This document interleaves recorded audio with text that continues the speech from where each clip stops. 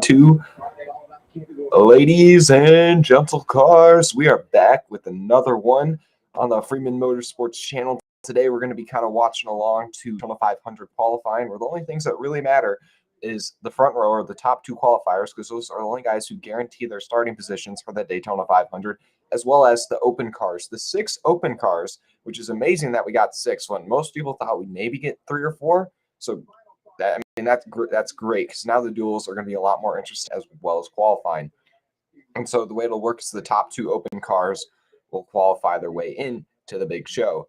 Also, guys, if you see, I kind of put a poll in the chat who you guys think may qualify their way in. I've only got 4 of the 6 open cars because I can only have 4 options for the poll. But still, right now only 1 vote or 2 votes in there, and they're both for Greg Biffle. Honestly, it's really hard because there's like this weird balance between having to like balance who I think will get in and who I want to get in.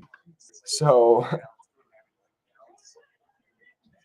like that's the I want Biffle. I want Biffle, and I think I want Biffle, Villeneuve. Like honestly, the 4 that I have in the chat are the ones that I want in there. If I had to drop one, I'd probably drop Gregson and put in Timmy Hill. But at the same time, and it's not because I don't like Gregson, but it's more so because I think he'll get a lot more opportunities at the 500 again compared to pretty much anybody else who's an open car.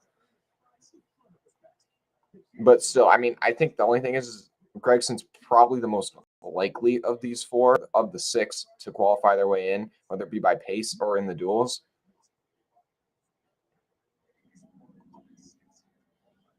But yes, the first cars are rolling off now. They're going to be, I'm not quite sure how the order works, but it shouldn't be too complicated. It looks like the first car out is going to be Daniel Hendrick.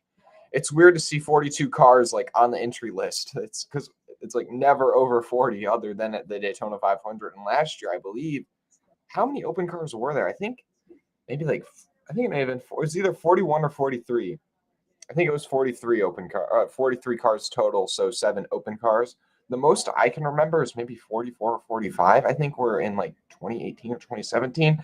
I actually have no idea what the historical data is on open cars. But wow, everybody's going Greg Biffle. 5 of you guys have voted, and all 5 of you have said Biffle.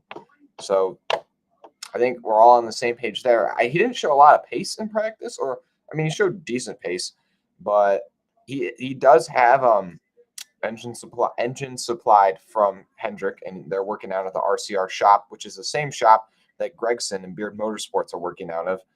So I'm also personally really interested to see how the Rickware cars do, because they showed some pace in practice, but practice at Daytona really doesn't mean too much, because some cars are just doing single car runs. Some cars are trying to work together in drafts and packs. So, and obviously that'll totally affect your lap times. So I feel practice data, especially at Daytona, any plate track in general, really isn't going to matter too much. So, but qualifying is where it's really going to count. And yeah, so we're going to put up the leaderboard here, and we'll kind of keep tabs on it that way. I also kind of want Villeneuve to make it, not because he's just kind of a big name, especially not just in the NASCAR world, but internationally, but also because that team, I want that Heiserberg, I think they say it, team to have some sort of success in NASCAR, because I think it's cool since they're from Europe. They're from the Euro NASCAR League, even though Euro NASCAR doesn't run NASCARs. I think it's great, or it's important that NASCAR works on a more international fan base and I guess following. So, and I'm not talking about just in North America and kind of South America, Central America, but also overseas. I feel in Europe in general, there are probably so few NASCAR fans because F1's so big over there, and F1 is feeding a lot off of the American market right now. So I feel NASCAR has to kind of do the opposite of what F1 is and get some fans from overseas in Europe. So that's just one of my opinions. Appreciate everybody who's watching right now. 10 votes. We got 7 votes for Biffle, 2 votes for Villeneuve, and 1 vote for Gregson. No votes for Garala. I think Garala actually may. So if it comes to qualifying in on speed, my 2 picks are going to be Biffle and Garala. Those are my 2 picks to qualify in on speed. And then to race their way in, I think my 2 picks are probably going to be Gregson and Hill. But I think Hill could easily be. I think the reason Hill would race his way in is not because he's going to go up there and pass some cars, but more so because Villeneuve Villeneuve is going to get taken out in a crash, or somebody else is going to get taken out in a crash. And so he'll kind of just hang around till the end and sneak his way in. Like, I don't know if both MBM cars made it in last year, if there were even two MBM cars trying to get their way in, but I think that was kind of the case with one of them, is that was the heat or the duel that Gregson was in. And Gregson was doing really well, but then he got caught up in a crash, and it basically allowed one of the MBM cars to get a free pass into the 500. Now with a couple more votes. Now we got two votes for Gregson, 2 votes for Villeneuve, and now I take that back. 3 votes for Villeneuve, 2 votes for Gregson, and 7 votes for Biffle. So the data just keeps on changing. I'll keep tabs on that a bit later. I appreciate it if you put in the chat who your personal pick is to win the 500, or put it on poll. We'll see. Will Alex Bowman get 5 front row starts in a row? I don't think it's going to happen. I mean, if it does, I'm just going to be like, oh my goodness. But I do have to say the next gen cars have really grown on me. At first, I thought they were so ugly, especially like the paint scheme with the numbers changed. But they honestly, now some paint schemes still aren't great, but they've really grown on me. Like, really have grown on me. I guess maybe in my mind, I thought they were going to pinch the numbers down way more, but it's nowhere near that level. Like, they still look pretty good. Especially since there have been like a lot of solid paint schemes released. Like, I love Suarez's Tootsie's paint scheme. This is controversial, but I like Casgarala's Pit Viper scheme. I love Keselowski's Violet Defense scheme that he ran at the Clash. I mean, there are other great ones out there. Now, there are some that I feel like kind of missed it. I feel like Larson's Hendrick car scheme was I think what's another one that wasn't great? I think Logano's Pennzoil scheme's all right. Same with Kyle Busch's M&M scheme. But like then there's some like Hamlin's scheme is pretty solid. Like, I think it's a pretty good step up from the past FedEx schemes, as well as it's kind of a nice change up. But I appreciate everybody watching. If you drop a like, I appreciate it.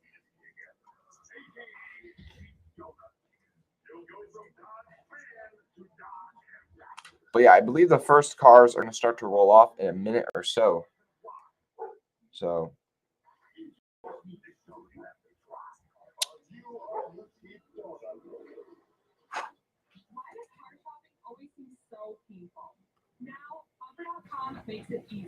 also, guys, after this, I'm totally going to be tuning into the NASCAR Weekly podcast to see those guys' reactions to the 500. What's happened?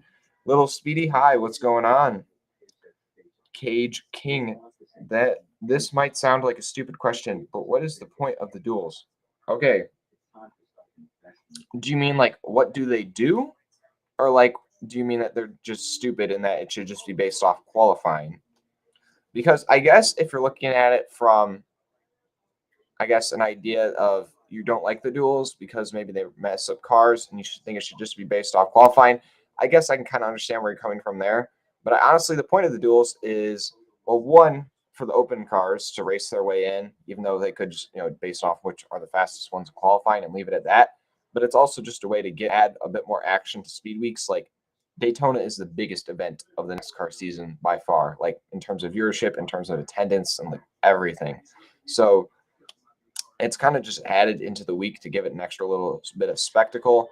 I mean, it was there in the very beginning. Like, it's not some gimmick that NASCAR, added in the last 10, 20 years. Like, the duels have been a part of Daytona since, I'm not sure if they're in the first one, but like they've been a thing since like the 60s at least. So it's definitely not like some sort of new gimmick NASCAR's added in. And I think it's just because it's such a big event, like it just kind of adds, I guess, that dynamic to it, like a more, I don't know, more illustrious dynamic. I'll say it like that. What's up, Century 17? Oh, no, I mean, what do they do? Basically, yeah, the duels, what the duels do is that, so basically in qualifying, the top 2 qualifiers, so first and second, they are guaranteed the front row spots for the 500. So they will start first and second unless they crash out in the duel. Because if they crash out in the duel, then they have to obviously go to a backup. And then, when you go to a backup, that means you go to the back of the field for the race. So as long as they don't wreck out in the duels, they start in the front row. But then basically first, third, fifth, seventh, ninth, 11th, and so forth. All those cars are in the first duel. and those cars will basically set the order for the inside line of the Daytona 500, except the winner won't start first. He'll start second behind the original pole sitter. So it basically kind of allows guys who maybe don't have a great qualifying run to kind of move up throughout the race. So if you were to, let's say you qualified ninth, that means you would start you'd start fifth in the duel. But let's say in the duel you finish second. Well, now you're going to start the race in in fifth position, the third car on the inside row. So it basically just allows you to move your way up.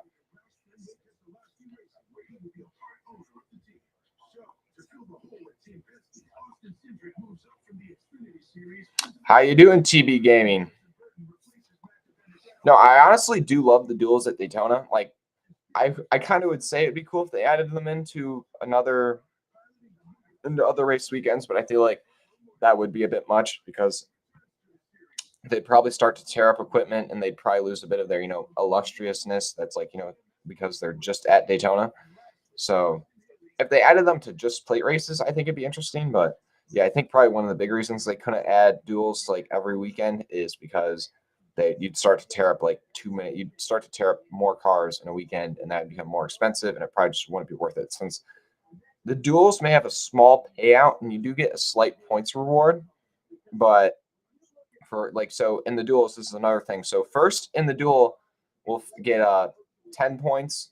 Second, we'll get 9 points. Third, we'll get 8 points, and so on and so forth. Like it's a small stage, basically. At least that's what they did last year. Maybe they got rid of it for this year, so I'm not sure yet. But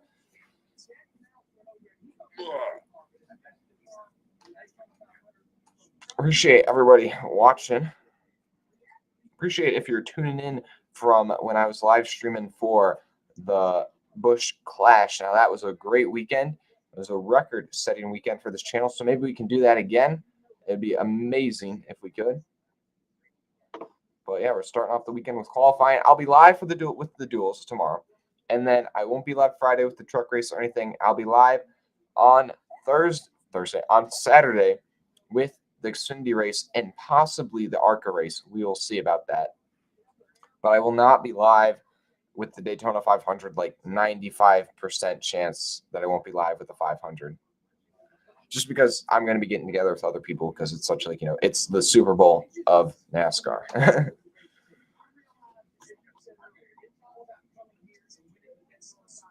You hope Hendrick has the top 4 spots, TB Gaming. So I guess you're a Hendrick fan. It's hard to keep track of you guys in the chat, who you're fans of and whatnot, etc. I mean, I should start a list or something, but then that list would get pretty long pretty quick. I don't know. I wonder if Bowman's streak will continue. I mean, it would be honestly crazy if it does. It's kind of funny, but personally, I didn't even know Bowman had that streak. I knew he was good at qualifying. I think I knew he'd been on the front row at least twice, but I didn't realize he'd already been 4 in a row. So that's just pretty funny and crazy. But Hendrick has just been notoriously dominant at Daytona qualifying.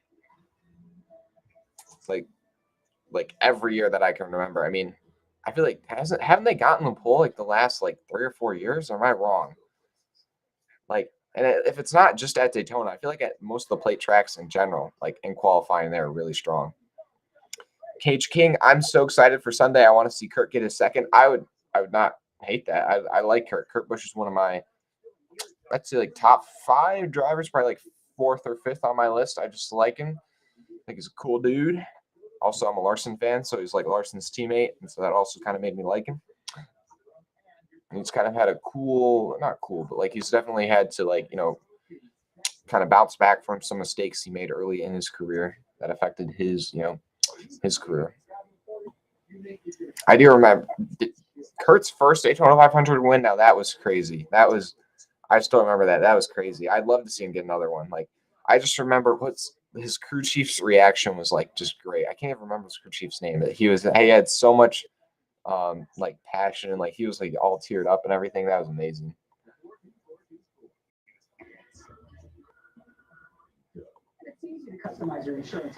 So I thought the first cars were going to roll off at 5, but they keep on dragging this out. So hopefully we get this thing rolling soon, or not this, but qualifying rolling soon.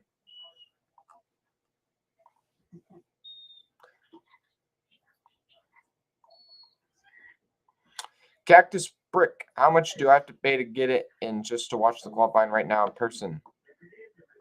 How much do I have to pay to get in just to watch the qualifying right now in person at the track? I have no idea. I mean, I'm not even sure if they they'd probably charge you, but I mean, you're 2 minutes away from the race as we speak. I mean, you could look it up online. I mean, you may even be able to just walk in there because, you probably couldn't walk in there, but you may be able to just buy some pass. I mean, I couldn't imagine them charging more than like $30 because it's literally just going to be like an hour of cars running around like one at a time. But I mean, I have no clue. I mean, I'm looking at they're like, I don't know. I've never even heard of NASCAR really selling passes or tickets for like just a day that wasn't the race. But I don't know. They may even just let you in, to be honest, if you ask them. It was such a weird end to their 500. There's just like a 7-car line. Well, it was like guys were running out of gas. Larson was in the lead going down the back straightaway, and then he ran out of gas. I was like, oh, that was so hard. But like at the same time, when Kurt went, I was like, yes, that's amazing. Oh, the first car is finally on track, and it's the 16, I believe. So that's Daniel Hemrick. So we got the Xfinity Series champion from last year in the 16 College car. Let's see how he does on his first lap. Dakota Martin, everything is sold out.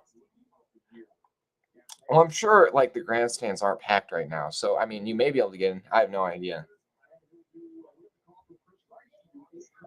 Like, I'm like 110% certain the grandstands are probably like not even at 50% capacity right now. But I appreciate everybody watching. If we can get up to 10 likes, I'd appreciate it. So I believe he's going to start his first lap now. I saw the 16 car earlier, or I saw the rendering for the paint scheme a bit earlier in this week. It's pretty sharp. I don't really know anything about the sponsor, but it's pretty cool one. I do have to say that I've already said this, but the next gen paint schemes have really, really grown on me. At first, I was probably one of the biggest like anti next gen paint schemes. Like I hated the numbers moving, and I'd prefer them like moved back, but they're definitely not bad. So the first car is on track still right now. These cars are definitely a lot slower than the past ones, at least in single car runs. Like they're topping out at like they like pray to touch like 180, like 185. Like the majority of the time they're like high 170s. And his first lap, I believe they probably only get one lap. Maybe they get two. Yeah, I think it's just one. So we had a 50.16. I'm almost 110%. That's going to get topped. It's just a matter of who and when. And the next car on track is going to be Landon Castle. So I have this kind of here. I have the leaderboard up next to me. I'm going to change that. It's not right now. Or yes, it is right now. The leaderboard's up next to me, and that's kind of the order of who's going next. I'm glad that Landon's back in the 500. Landon Castle is kind of one of my favorite underdog drivers. He's also got the Fox Nation car. It's got some cool colors on there. It's weird. Like Fox Nation is like randomly sponsored like back marker cars in the 500 last like year or two. Right now, he's not doing too hot. He's 4/10 back of Hemrick's lap as of right now. He didn't show great pace in practice, but like he's topping out at like 175. So yeah, like that gives you perspective. Like they are obviously in the draft with this Gen 6, they could hit speeds like 205-ish. Was the top end. I really would be shocked if we hit anything like over 200 really. Like I'd be like, if they just tap around that 200 marker would probably be the max that I'm thinking about them seeing. And also we may see the 2-car tandem. Who knows? So Castle goes to 50.8, and that's going to put him 8/10 behind Hemrick's lap. Now here comes Eric Jones in the Focus Factor car. Honestly, this is probably one of my least favorite next-gen schemes. It's not really like a bad pattern. It's just I just do not like that green, blue, and the white, especially like the font of the company. It's not for me, man.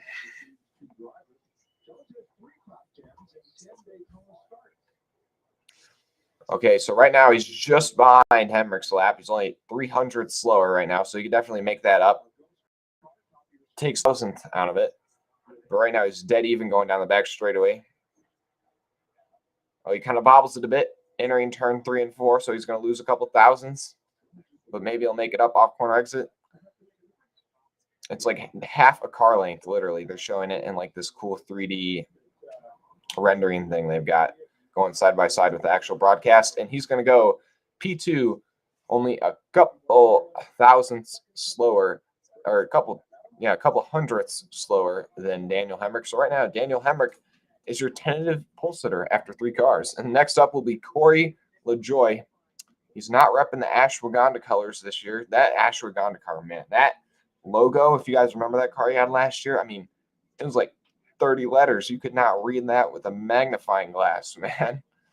It was like impossible to tell what was going on. It looked all right, but the logo is just yikes. But now they've got the built car, the built bar. It doesn't have his face on it this time, but still, it's a pretty cool car. You love to see a sponsor getting like super involved with it. Right now, he's projected to go 3rd overall ahead of his Spire teammate Landon Castle, or his temporary teammate Landon Castle, since Landon's only going to be doing a couple races this year. Josh Bilicki will be doing the majority of the races. He'll be doing 25 of 38 Cup Series events this year.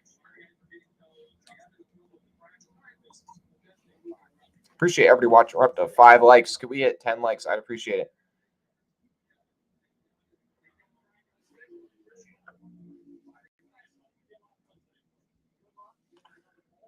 Then LaJoie is going to go P3 overall. So next up, we're going to have Kurt Busch, the 23XI driver. The first race, or the first points for 23XI, will be fielding 2 cars. And right now, he is just behind Hemrick. So Hemrick's lap seems to be pretty solid so far. You can really see Kurt Busch like kind of bouncing around in his car. The next gen cars, I don't know if it's suspension or what. It's not really the track. There has to be something with the new cars, something just the way they are. Like the cars really bounce around. Like it looks really rough driving around. They're almost like Atlanta Fontana levels of like bumpiness. Right now, his current speed would have him going P3 overall on a 5 car so far. And Kurt Busch coming out of turn 4 down the front straightaway into the tri-oval. And he's going to go 3rd quickest with a time of 50.285. An average speed of just under 179 miles per hour. Wow, I just heard this. This is Kurt Busch's 7th team in the Daytona 500. And here comes Bubba Wallace right after him. How will Bubba do? That McDonald's scheme is pretty nice, I do have to say. So now here comes the Bubba. Right now, Bubba is going to right about the same pace as his teammate Kurt. We'll have to see how that holds up. Bubba does have a 2nd place finish in the 500 and I think he has a couple top 5s, maybe a couple top 10s. I'm not quite sure the specific stats, but obviously got his first and only career win so far at Talladega last year, so he's not a bad super speedway racer. He's actually kind of gaining in on Hemrick a bit through turns 3 and 4. Will he be able to move up to, he's currently going to go 2nd overall, it looks like. And going through the tri-oval, he's going to go P2 or P3? P2 for Bubba Wallace at the moment out of 6 cars that have gone so far. Just 400ths off Daniel Hemrick. Honestly, right now, Daniel Hemrick's lap time holding up pretty good. Still no cars cracked the 52nd lap marker. The next couple cars that'll be going will be the very next one that'll go will be Chase Briscoe, then Ty Dillon, Cole Custer, David Ragan. None of the open cars go for a little bit longer. And all the big names like the Hendrick cars don't go till the very end. Right now, Briscoe's lap time not looking too sharp. Let's see if he can gain anything on it down the back straightaway. Okay, he moves in. He picks up a couple thousandths. He's picking up a 10th down the back straightaway. The Fords were really fast. He's the first Ford to go. Let's see how he does compared to this 5 Chevys and 1 Toyota, or 4 Chevys and 2 Toyotas that have gone so far.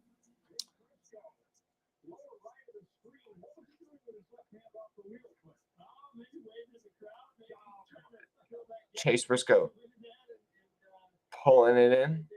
And he's going to go third fastest so far out of 7 cars. So that's the first Ford to go. And he goes nearly an identical lap time to Bubba Wallace. He only goes 7 1,000ths slower.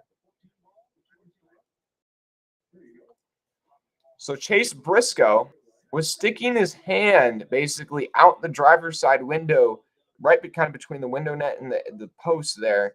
And it was almost, I think he's maybe trying to block out a tiny bit of air to reduce some drag. And as he was doing that, I mean, he actually was gaining time in on Hendrick. So maybe that's a new strategy. Who knows? Ty Dillon's out there in that black rifle coffee car. And that car actually does look really nice, even though it may bulldoze quite a few cars this season if his season goes anything like the Busch Clash. Right now, he's looking to go 5th fastest out of the 8 cars so far. He's only a couple hundredths off Daniel Hendrick. He's pulling in just a little bit. Off turn 4, will he move up to the 4th spot or stay in 5th? And as he comes across the line, it'll be Ty Dillon going 5th overall out of 8 cars so far. So right now, Daniel Hendrick's still on pole time. I mean, I expect him to drop back once some of the bigger names start to go, but we'll have to see how he holds up. Maybe if he gets a top 10 qualifying run, that's not too shabby. Cole Custer is the second Ford to go. Let's see if he has the pace he had in practice, or well, more so the Fords had in practice. Right now, I don't know if he messed up his shifts or something, but he's pretty far back off of Hendrick right now. I don't know if he did not have a good run up to speed, but he is pretty far back off Daniel Hendrick right now. As of right now, he'd go 8th out of 9 cars. The rate that he's losing time is slowing down a bit, but still he's well off Daniel Hendrick's pace. So I don't know if he had an issue coming up to speed or his car just doesn't seem to have the same pace as his Ford teammate Chase Briscoe, but that'll be something to keep tabs on. Well, I won't say bad luck, but his poor finishes at in the 41 car continue. Appreciate everybody watching. Can we get to 10 likes? That'd be cool. So, the next car up is David Ragan. So, let's see how David Ragan does. He was second in one of the practices, actually. So, David Ragan, he's got some good numbers on super speedways. I believe he's won a race at Talladega. So, maybe he'd be an underdog shot at getting the win. But right now, he's slated as 10th out of 10 right now on pace. But let's see if he can pick up some time down the back straightaway.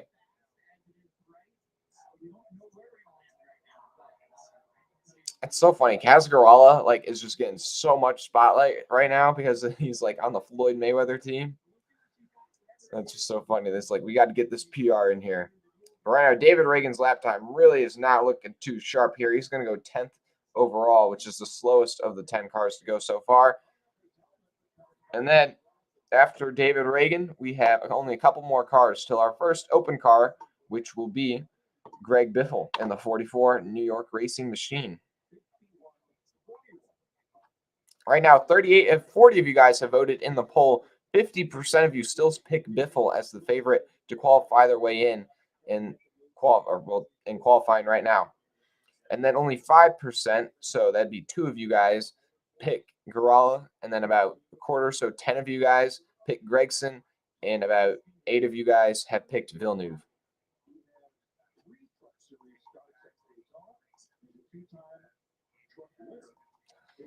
Right now, Gilliland's on the track, the first Front Row Motorsports car to go. This team won the 500 last year. Will they be able to repeat? Now, that'd be something crazy. Right now, he's going to go 7th out of 11 cars so far. Will he be able to pick up any more pace?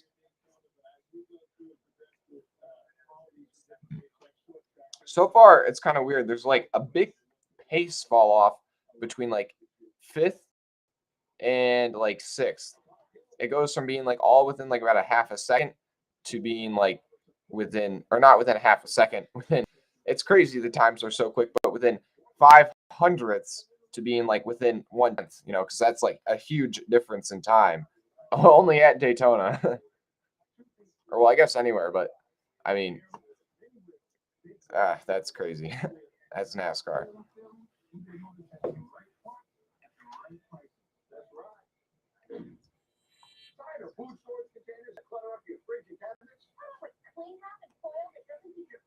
Appreciate you guys watching so far. All 15 of you are tuning in right now. If we can get to 10 likes, I'd appreciate it.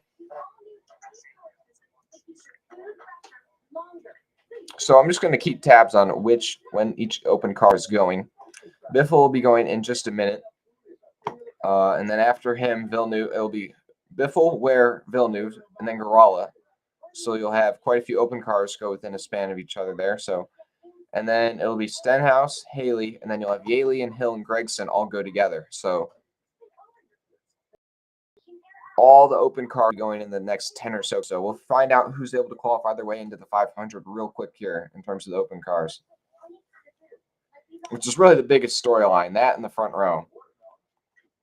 And right now, after how many cars have gone? After 11 cars so far, your front row right now would be Daniel Hendrick and Bubba Wallace. Now, I'm sure that's going to change, but Daniel Hendrick's time, he was the first car to go, and his time's holding up pretty good so far.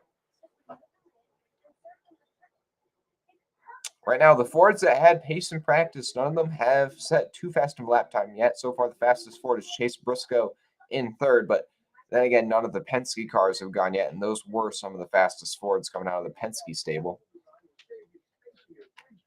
The next car to go will be the 78 Live Fast Motorsports machine, driven by BJ McLeod, sponsored by Motorsports Games.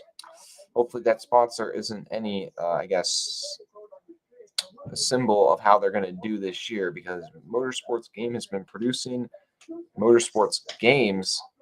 has been producing some pretty rough content, to say the least.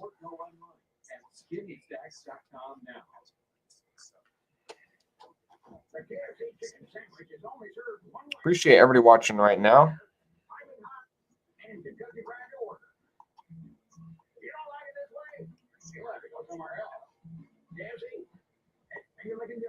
Boy, these commercial breaks are killer, man. They're going forever. Okay, guys, don't bother me singing. I know it's bad.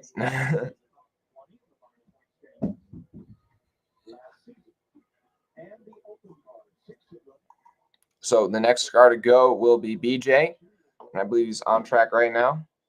Yes, he is. I do have to say that car does look sharp. It's just the sponsor. NASCAR ignition is just so bad. I mean, I don't even own it, but I mean, just you could look it up online and realize just that it is a piece of garbage.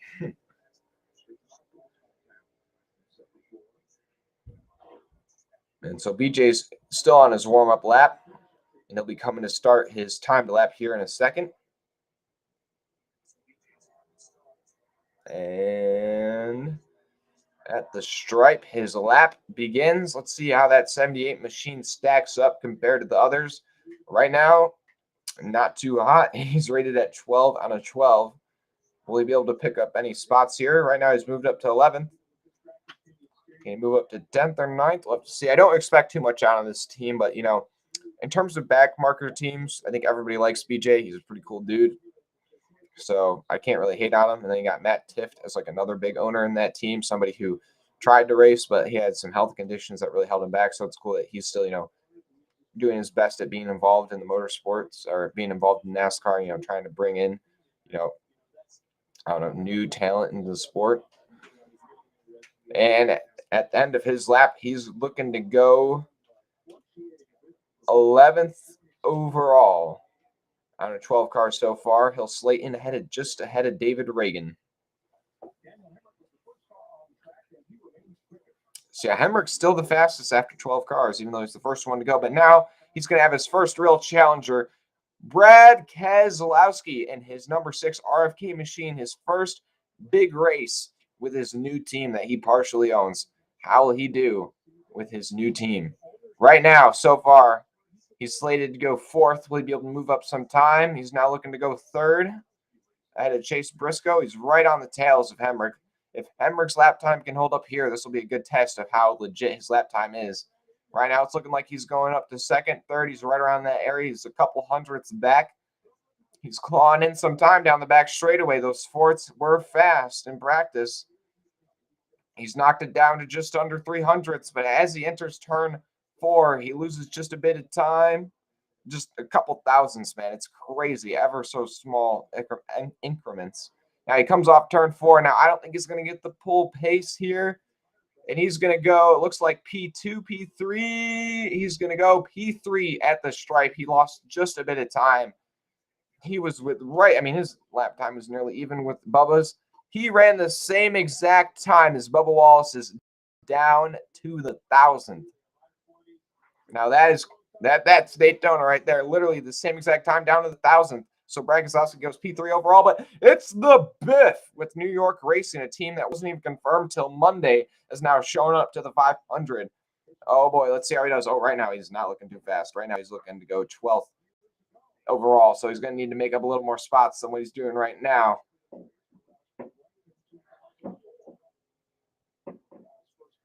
Right now he's looking at rated at 12th overall. He'll be able to pick up any more spots than that. We'll see. He's probably going to want to be like at least 10th or 9th overall on the cars that have gone so far to really feel safe. But right now, it does not look like Biffle is going to be one of the guys that qualifies his way in.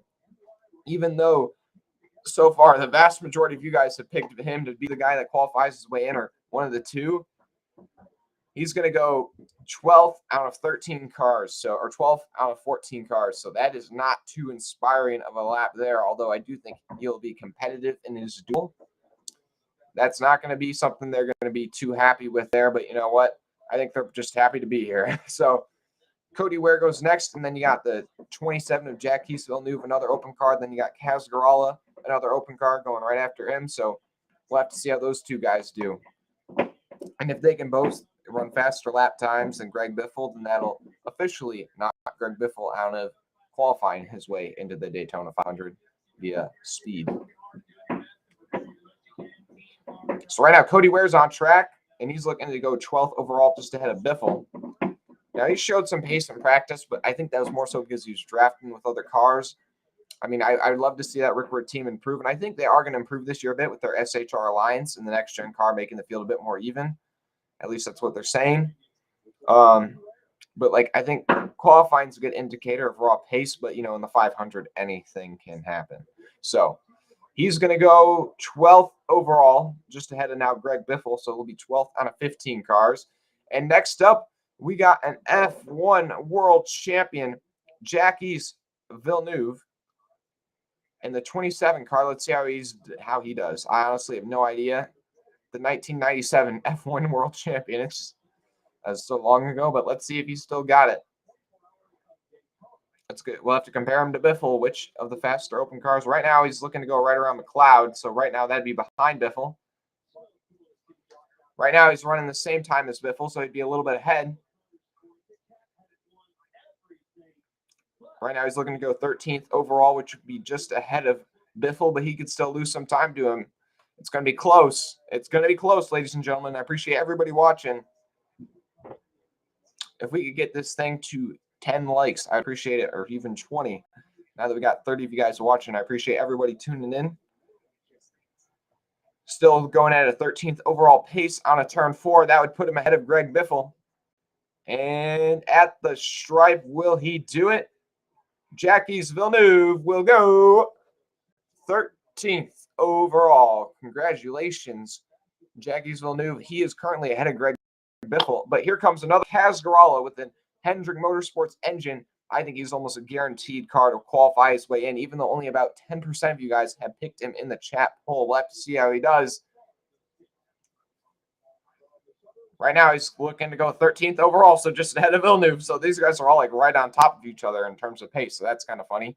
But he could still lose a 10th or something or have a bobble. So these guys are all right on top of each other. We'll have to see.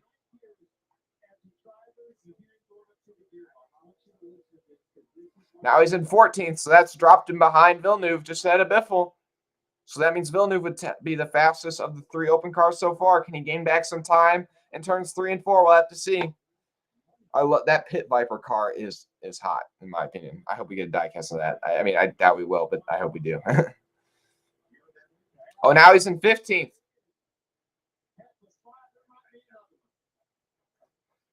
He is going to go 14th overall, just ahead of Biffle, but behind Villeneuve.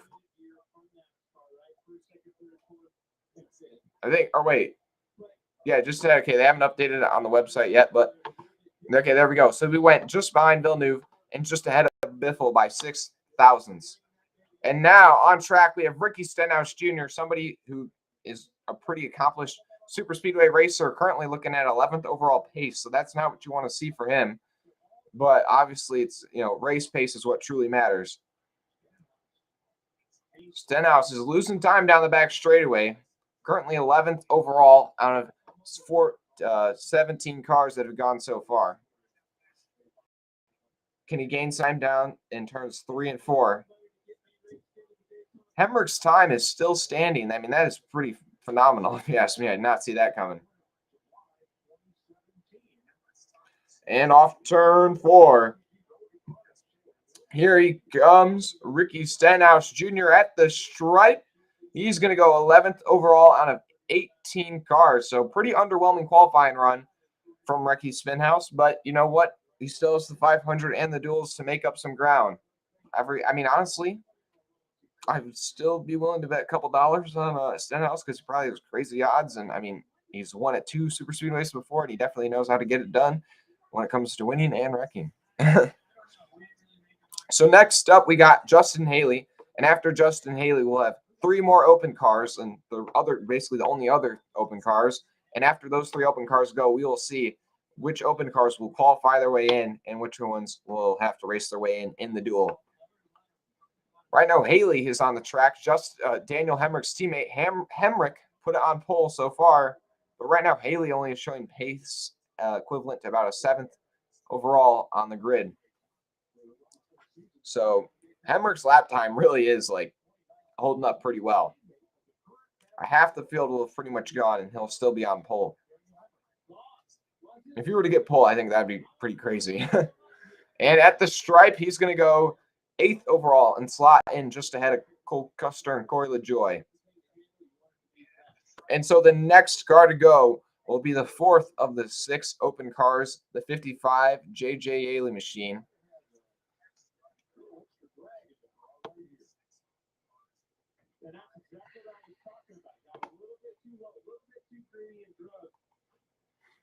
Appreciate you guys watching along. Got 10 likes, 46 people watching. If we get a couple more likes, I'd appreciate it. So now JJ Yeley's out on track. Currently looking at a 20th overall pace, so 20 out of 20. That is not looking too quick. That's not probably going to get it done.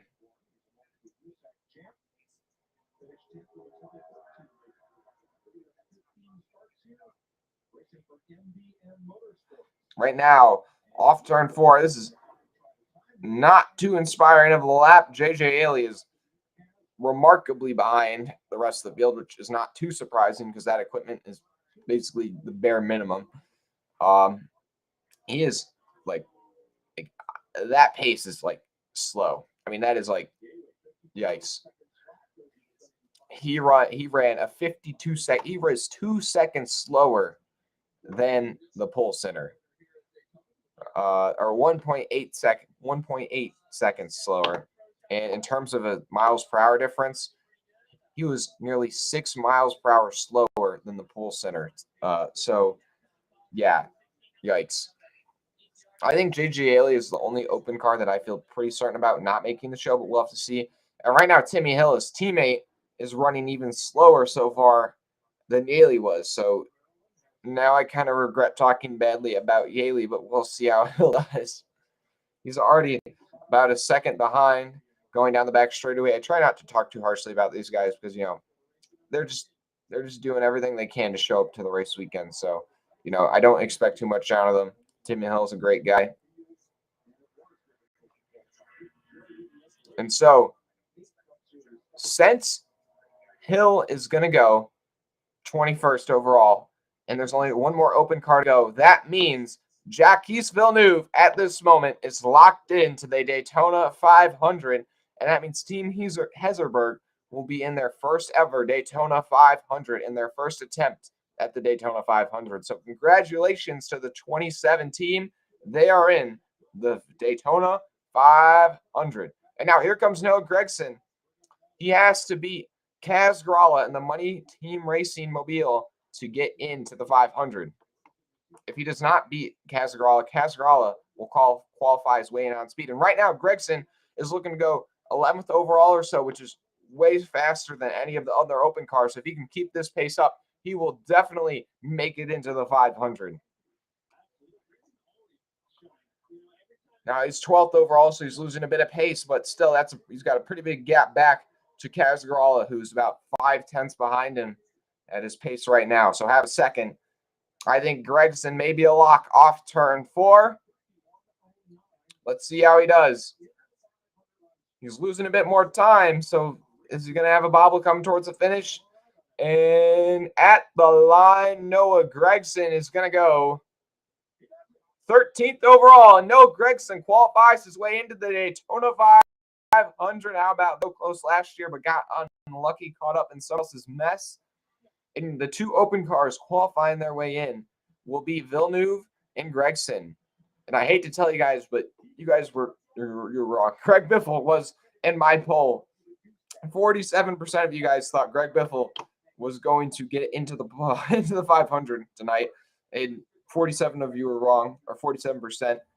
And then 9% of you were wrong when you picked Grala, and 21% of you were right when you picked Villeneuve, and 23% of you were right when you picked Gragson. So I'm going to put up a new poll, guys. I'm going to do who gets their car on the front row, which team. And I'm going to go like this. I'm going to do, we'll say Hendrick. We'll say team. So here's the poll. What team gets a car on the front row? So we'll go Hendrick, probably the most likely, but you never know. And then we'll say Penske, probably the second most likely. I feel like that's pretty reasonable. And then we'll say Gibbs.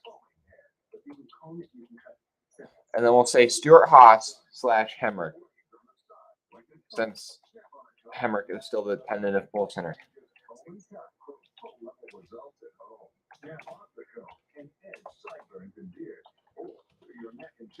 Oh, I messed up calling. There we go. Okay, there we go. The poll is now up. You should be able to vote here in a second. Hello, what the dog doing? How do you feel about Gragson and Villeneuve being the two open cars to qualify their way in tonight in qualifying? Appreciate everybody watching. We got 70 of you guys just about watching live right now, and only 13 likes. If you're enjoying what you're seeing, I appreciate it if you drop a like. So far, just one of you guys have voted, and you guys have voted for Hendrick, and I don't blame you. I feel like Hendrick is pretty much going to dominate this poll. Now we got 5 votes, 4 of you Hendrick, one of them Penske. I feel like I should have taken Hendrick out because everybody's going to say Hendrick because it's such a safe bet, and then just left it with the other guys. So now 7 votes, 5 for Hendrick, 1 for Penske, and 1 for Gibbs. I should have just said Hendrick or the field. I should have said Hendrick or the field. That's what I should have done. Bobby Holcomb, Roush, Fenway, Keselowski. Well, unless Buescher gets it done, it's not going to happen because Brad already went, and he ran a respectable time. Right now, he's still 3rd overall out of 22 cars that have gone. So not bad. I mean, he'll probably qualify in the top 10 or so, top 12. But unless Buescher really pulls it together here, I don't see him putting it on pole. Now, the next car up is Kyle Busch, still searching for that Daytona 500 win. Can he get it done? After Busch, it'll be Blaney, then Buescher. So that guy who was talking about RFK, that'll be your shot. And then you'll have Buescher, Burton, Hamlin are your next 5.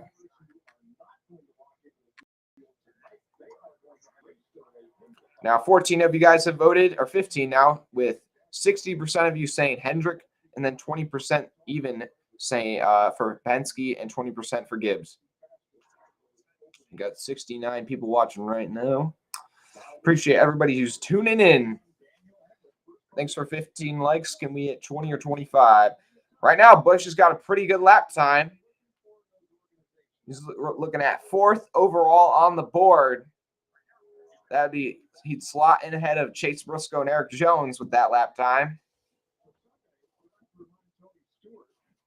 And through turns 3 and 4 they go. He's knocking off a couple thousandths off turn 4. Can he make up another spot or two? He's actually losing a bit of ground now. And he's going to go 4th overall. Wow, the leaderboard was telling me like 4 different things there, but he's going to go 4th overall. And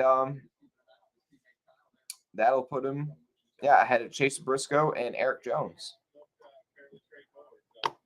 Also, he is the pretty much 2nd through 4th place are separated by 7. So 3 cars on the leaderboard right now are separated by 7 thousandths.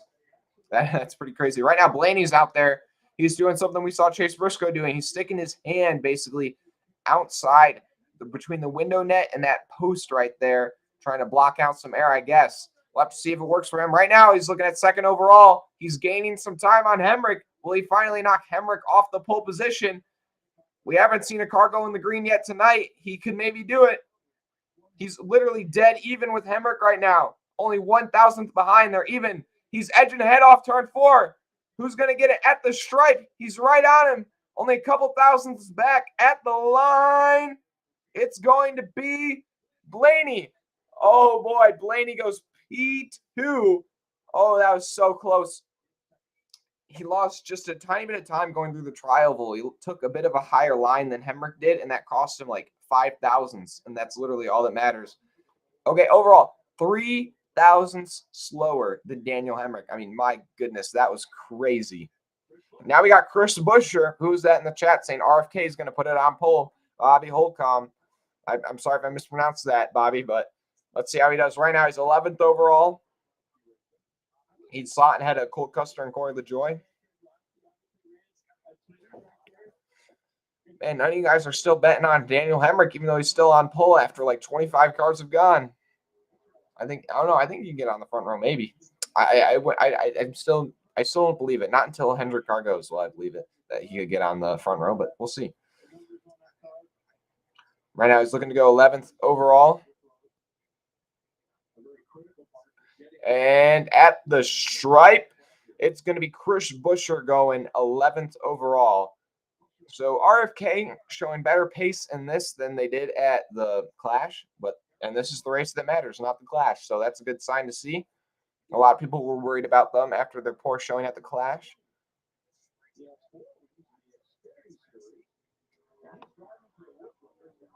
Alan Timmerman, Chase Elliott's your pick to go on pole. D. Yeley, 63 watching, only 18 likes. Let's go hit that like button. I know that's I like the mindset. D. Yeley, Zachary Wall, Hendrick going top 5. I mean, wait, top 5. They only got 4 cars, man. But not all. I know the Hendrick cars are probably going to be represented in the top 5. But also right now, Harrison Burton, the rookie, is in the green by 200ths. He's got like a good gap right now over Daniel Hendrick. So will Harrison Burton and the rookie get on the front row? How about that? Off turn 4, will he be able to hold it? He's losing a bit of time, but I think he's going to have it at the stripe. It's going to be Harrison Burton is now your temporary pole sitter. How about that? The rookie making a showing in basically what is a 4th Penske car, that Wood Brothers machine. How about that if they would put the Wood Brothers car on pole at the Daytona 500? That's the Daytona 500, ladies and gentlemen. That just ain't any old race. That's the Daytona 500.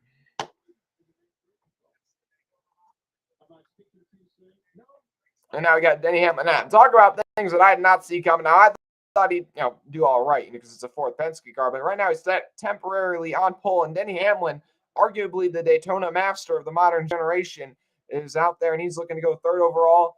slot in behind Hendrick and just ahead of Blaney. His lap time is like right on top of Hendrick's. He actually may go second overall. He's actually gaining a bit of time through turns 3 and 4. Now will Hamlin put it on pole? How about that? I think everybody would hate that, or not everybody, but a large majority of the fan base. But we'll leave that down to this. So he's looking to go second overall. He's gaining more time as they come towards the stripe, but it looks like he's going to be just about a 10th and a half back. I keep saying a 10th, 100th and a half back off of Burton.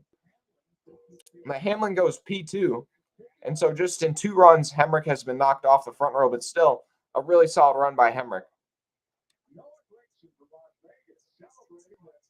Showing Noah Gragson celebrating getting into the 500. How about that? It's a great thing to see. Now they're interviewing him. I want to see his passion. I'm sure he's going to be so stoked.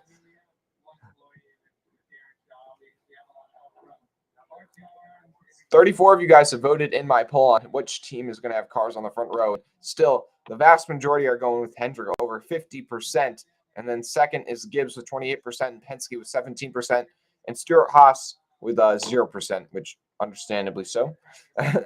81 viewing right now and 19 likes. Can we get a couple more likes? I'd appreciate it. Chastain on the track, and he's going first by like a remarkable margin. He's nearly 800ths faster than Harrison Burton right now. So they come towards the stripe. Ross Chastain, is he going to put it on pole temporarily? And Ross Chastain, the watermelon man, has got it on pole.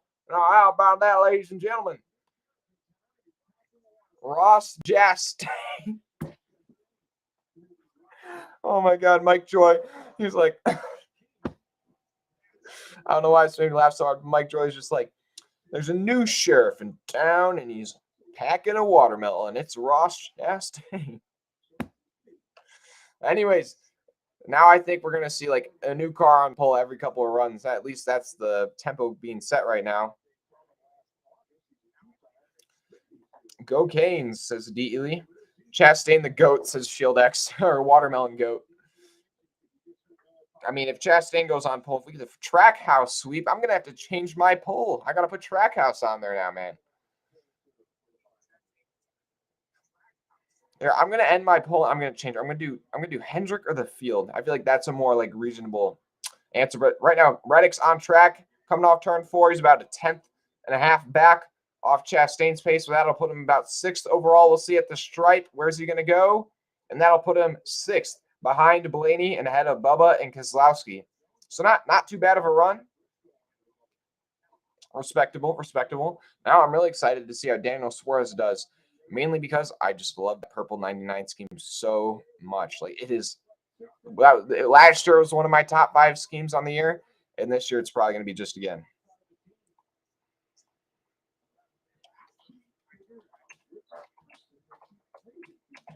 Right now, they got Logano on track, another phenomenal plate racer of our generation, even though he can be a bit of a, crybaby sometimes. Hey, we got 20 likes. I appreciate that. Let's keep that number going up. But Logano looking to go 4th overall, just ahead of Hendrick right now. The field separated by just hundredths, if not thousandths of a second. So he could really move up or down a couple spots with just the slightest bobble. He's probably going to go somewhere between 3rd place and 7th place if he keeps up his pace he's got right now off turn 4. And at the stripe, he's making up a bit of ground, but it's not going to be enough. And at the line, he's going to go 5th overall, just ahead of his Penske teammate, Ryan Blaney.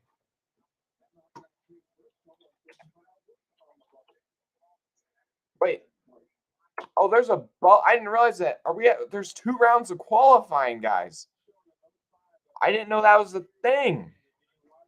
Is this new? Are there 2 rounds of qualifying? I'm sorry, I had no idea. I thought it was just 1 run. So that's why that yellow line. Now Kyle Busch would be on the bubble for what I assume is the 2nd round of qualifying, but okay, whatever.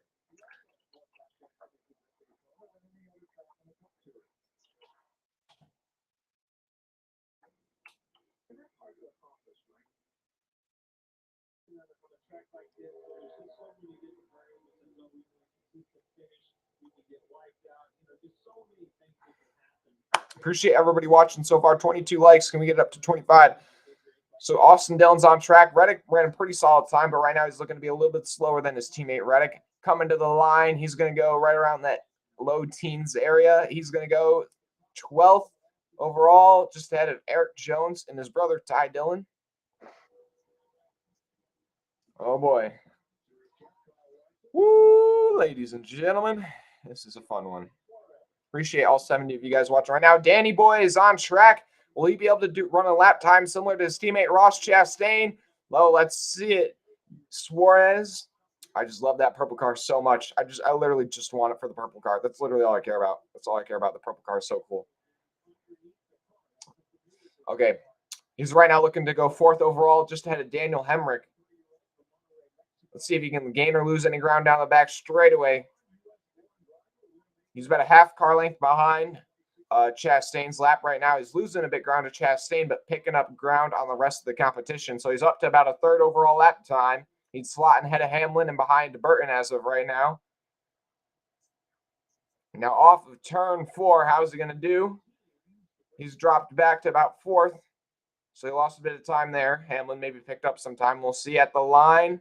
Oh, he's losing a bit more time coming through the tri-oval. And he's going to go 4th overall. Behind Hamlin, ahead of Hemrick, and that will knock Kyle Busch out of the top 10, and it'll put Keselowski on the bubble for who makes it to the 2nd round of qualifying. Man, the Trackhouse cars got pace. I didn't see it coming, but I'm not complaining. Appreciate all 75 of you watching right now. Can we get it up to 25 likes? I'd appreciate it. Also, guys, if you're watching the live stream, do you like this setup? Like in terms of the monitor, I guess, or this one? We'll say what we had before this. We'll say that was 1. This is 2. This is 3. And this is 4. So just say whichever one you liked. 1, 2, 3, or 4. Reminder, this is 1. This is 2. This is 3. And this is 4.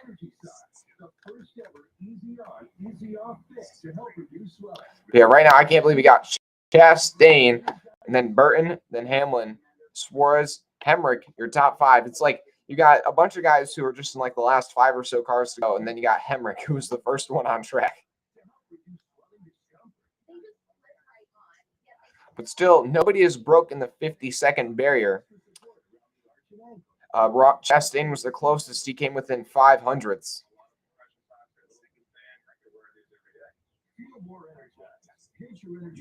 Hey, Mr. J Perfect, how you doing? You say 3 or 4? You say 4. 4 is what I got right now still. I got 2 votes for 1, 2 votes for 3 or 4.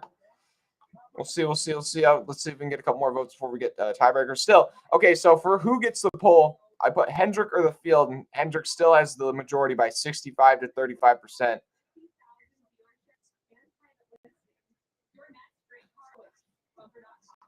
I got another vote for 1.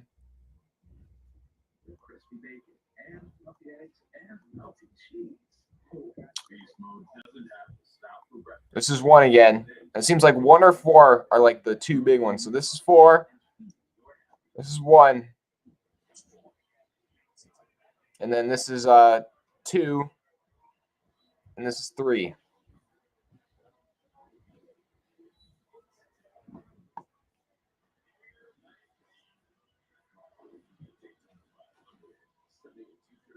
Okay, so I'm going to go with 1 because that seems to have the majority.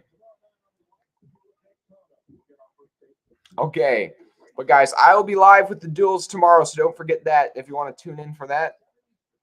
And I'll also be live with the Xfinity Series race on Saturday, probably not the Cup Series race on Sunday, because it's like the Super Bowl of NASCAR, and like everybody watches the Super Bowl with the people they love, so or the people who they enjoy watching sports with.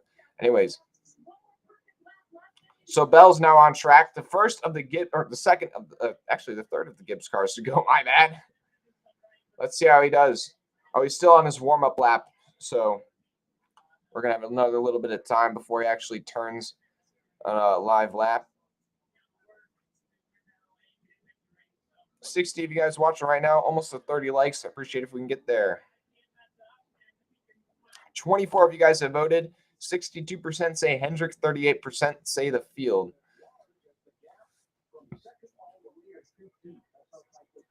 So right now, Bell is only 6/600ths off Chastain's pace, but that would put him 13th overall. I mean, this grid is so close. Like, my goodness.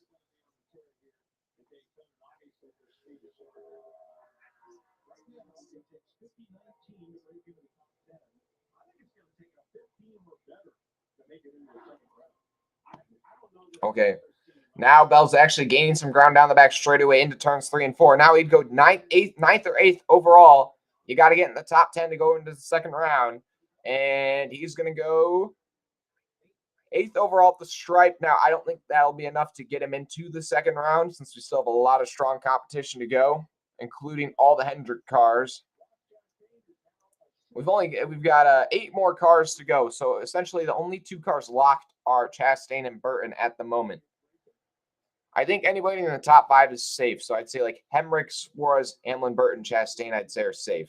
Now we got Gibbs, we got Truex on track, and now he's looking to take that, well, not pole spot, but I guess pole spot we'll call it, from Chastain, because the pole doesn't really matter because we have a second round of qualifying. He actually is losing some time down the back straightaway. He's still looking to go second overall. He's losing a bit of time, though, down the back straightaway. He had a slight bobble off turn 2, so just lost a bit of momentum or something. He's still running like a really good lap. Should be enough to get him into the second round of qualifying. Off turn 4, still holding it really close to Chastain, closer than anybody else so far. And at the line, he's going to go P2. So, yeah, we got Harvick, McDowell, Elliott, Bowman, Almirola, Byron, Larson, and Cendric, all the cars to go. And all of them could definitely get knocked on the door of the top 10 and get into that second round of qualifying and knock somebody out. And with that run, that knocked Wallace out of the top 10, and it puts Reddick on the bubble. Now Kevin Harvick's out there, and his lap time right now is not looking too sharp. He's looking 21st overall. Through turns 3 and 4, he's losing a bit of time. I don't think he's going to have enough to get into the top 10. He's still looking around that 20th or so neighborhood. He's gaining a bit of ground on the field, losing time to Chastain, but gaining ground on the field. He's going to have to pick up another half a tenth or so to get into the top 10 somehow in the last 2 turns. Off turn 4, he's kind of staying at that same pace, and at the line, it is going to be 19th overall, it looks like, for Kevin Harvick. It's not a great run, but that'll put him ahead of Haley and behind Kurt Busch. So the next car to go is your Daytona 500 champion, Michael McDowell. Can he go back-to-back, ladies and gentlemen? I would literally lose my mind, but in a good way, I guess.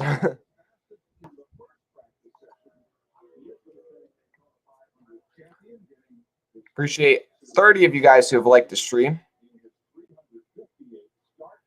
Why do we have a second round of qualifying? I have no idea. I didn't even know that was a thing until they said it on the broadcast like 5 minutes ago.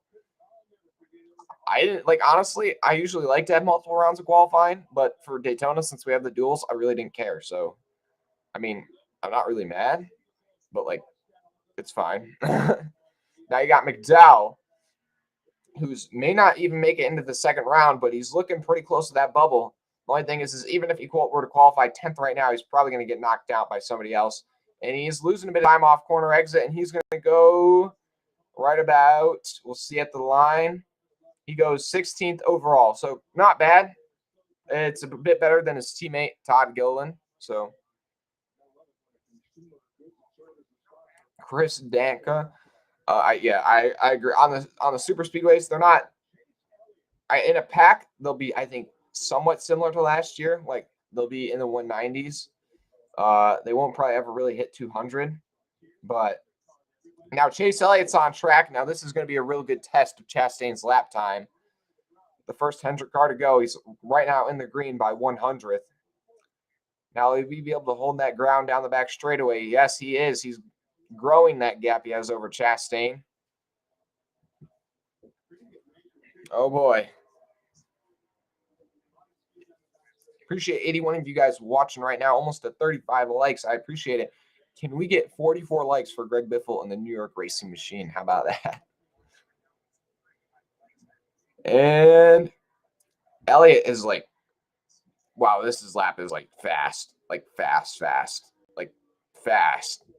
I don't know how much more I can emphasize that, but Elliott's lap time just now is fast. Like that was fast. He was a 10th faster than anybody else who's gone so far. Like that's a big gap. Now we'll have to see how Bowman does. Can Bowman continue his streak of front row starts in the 500? And right now he's going faster than Elliott, even more. So, okay, these Hendrick cars, I don't know if they're illegal or not, but they are like a mile faster than the field in single car runs right now. He's looking to be 300s faster than Elliott, and that gap is slowly growing.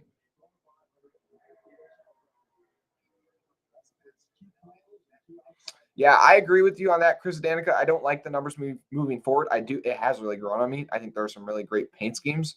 I would prefer them like how they were before, but I don't really mind them that much anymore. But anyways, here they come at the line. Bowman's going to be 400ths faster than his teammate. My goodness. I thought there were some fast lap times, and then the Hendrick cars show up and they're like, nah, we're still the best. We're still the best. And it's not even close. I mean, literally, cars were running and they were edging out the pole center time by like maybe a couple, like 100th or 2 at most, or like a couple thousandths. And Elliott goes, he beats it by 1/10 and a half. And then Bowman goes and beats it by like 500ths. Now Eric Almirola's on track, and wow, his lap time's actually looking good. Like he's looking faster than Elliott. So I don't know. Maybe the last 5 cars that are going on track just saved something special. But I mean, Almirola has always shown pace on the super speedways. He's got 2 super speedway wins.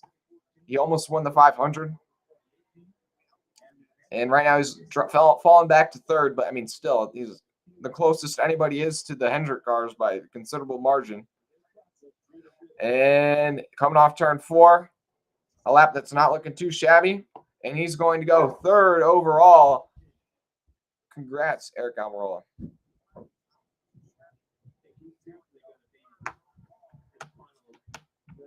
So, yes, I believe this locks Almirola in to the second round. And with only how many cars are left to go? Only 3 cars left to go. So that means the most cars that can get knocked down is 3. So the only Hamlin, Burton, Truex, Chastain, Almirola, and Elliott and Bowman are locked in to the final round of qualifying, or the second round of qualifying. And Suarez, Hendrick, Logano are all still at risk. And now Byron's on track, and he's in the green.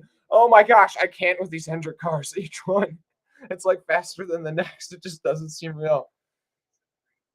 Like so much faster. Okay, already a 500ths faster than Bowman's lap. He's almost clear of Bowman by a car length in terms of the digital ticker. Oh my gosh. He's looking at hitting maybe a 1/10 of a gap between him and Bowman in turns 3 and 4. And now, I mean, I can't believe this. Like, this is amazing, these laps right now the Hendrick cars are running. It's kind of sus, but I mean, they are like a mile ahead of the field. A 1/10 faster. I mean, golly. Byron goes number 1, and it's not even a competition. Like, nobody could even get under stinking 50 seconds, and now all 3 of the Hendrick cars that have gone so far are gone. And now Kyle Larson, my favorite driver. I'm not a bandwagon. Anyways, Larson on track. Let's see how he does. Just ever so slightly behind Byron, but as long as he's, somewhat close to Byron, that's good enough to get him into the second round of qualifying. He's looking all right. He's right on top of Byron's lap time. He goes into the green for a split second down the back straightaway there, dead even, like literally tied to the 1,000th. He's losing a tiny bit of time. He had a bit of a bobble there. We'll be able to make it up in turns 3 and 4. this doesn't really matter yet because there's still a second round of qualifying. If he stays in the top 10, it'll knock Hendrick out, and Suarez will be the last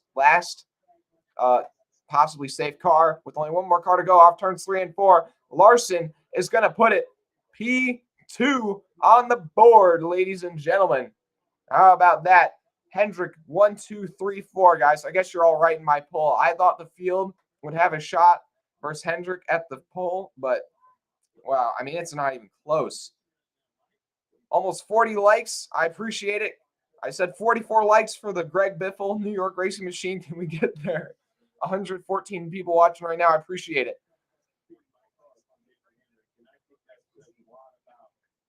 And now here comes Hendrick. How will he do? Oh, not too great right now. He's down in the high teens. He's going to have to make up a bit of ground to get up into that top 10. Now, if he doesn't get into the top 10, no Penske car will qualify. It will be in the second round of qualifying. Now, they should all be in like the top 20, so not slow, but pretty surprising there. I think right now the big surprise of qualifying is both Trackhouse cars and Harrison Burton are going to be in the second round of qualifying and will qualify in the top 10. Now here comes Hendrick off turn 4. He's looking to be right around 15th, and he will go at the stripe. Oh, he lost some time coming through the trial. Oh, my goodness. I don't know if he let off the gas or what, but he went from like 13th to 21st. But either way, that'll put him 21st, and that'll put him in, I believe, duel number 1 or so. So can he make up some ground in duel number 1? Right now, the standout performance, I would say, probably goes to Austin Cindric, the rookie driver of the number 21. Woo! Yeah, I honestly don't even blame you guys for all voting for Hendrick in the poll on who wins poll, because if the second round of qualifying goes anything like what just happened there, it's gonna be Hendrick 1, 2, 3, 4, ladies and gentlemen. It's just a matter of which ones go 1, 2. I think the only ones that could give him a challenge would be Chastain and Suarez and Almirola, based off what we just watched. Appreciate everybody watching, guys. If you want a shot at winning a 124 ARC of this year's Daytona 500 winning car, you can enter in a free giveaway on my Instagram page, Freeman Diecast, FreemanDiecast on Instagram, or you can just click the link in the description. That makes things even simpler.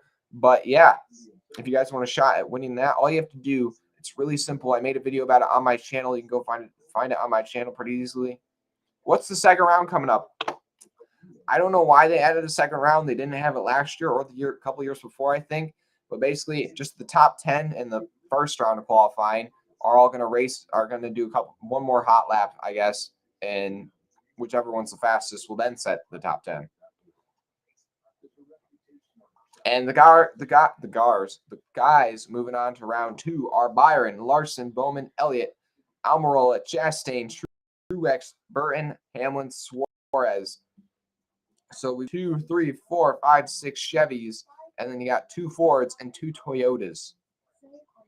And now the top 10 was separated by nearly 4/10, which is pretty big considering the fact that 11th through 20. Okay, so pretty much the top 10 were separated by 4/10, and then 11th through 31st were separated by 4/10. So it just shows you that those guys in the top 10, like some of the fastest cars were fast, and then pretty much beyond after those first couple fast cars, like there's a pretty decent fall off, and then the rest of the field's all within like a second of each other. Nobody ran. There weren't too many slow lap times. Okay, it just changed. So now it's just the top 10, the leaderboard I'm kind of showing to you guys. So I'm not sure who's going to run first or what, but we'll see. If it's anything based off this, it looks like it's going to go Chastain, Larson, Elliott, Almirola, Hamlin, Truex, Burton, Byron, Bowman, and Suarez, but I have no idea. That's just based off car number. So maybe that's correct, maybe it's not. If that's how they based it, that just sounds kind of funny that they're in order based off car number, lowest to highest. That just does not sound professional, but okay. Larson's my pick to win pole. If Larson gets a front row start, I'll be so happy. I'll be so happy. Almost to 50 likes. We got past 44 likes for the Greg Biffle New York Racing Machine. I really have no more to ask of you guys. I mean, you can still like and subscribe. I appreciate it, but I just needed 44 likes so we could get past Greg Biffle and the New York Racing Machine, that number. But also, guys, if you're wondering about the open car, which open cars qualified their way in, it was the 62 of Gregson and the 27 of Jacques Villeneuve.